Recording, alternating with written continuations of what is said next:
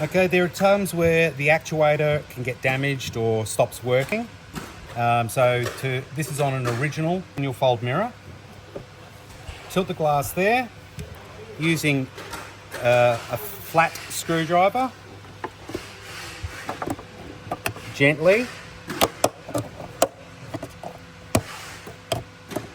And you do want to be gentle because you've got 16 clips, if you like, that you just need to pry gently off. Now these are the clips and they go around the actuator. You can see the little clip sections. There's 16 of them all the way around. Now, to change the actuator, and these are the parts that can sometimes break. If there's too much force on the actual glass itself, trying to move the mirror, whether it's a motorized one like this one or even a manual actuator, you can break these guide rails inside that the mirror uses to go up and down. Now there's 4 Phillips head screws, just small ones.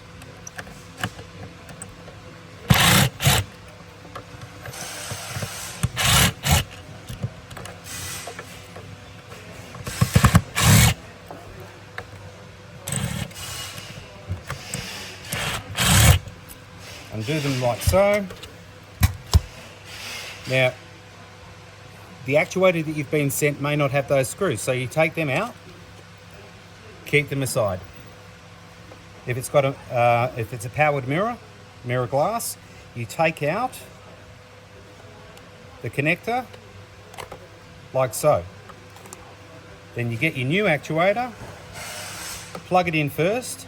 You've got 2 little ridges, those go on the motor side, the flat side goes down. Again, find the plug hole, 4 pins there, position it back over the tops, get your screws back in, and gently do it up again.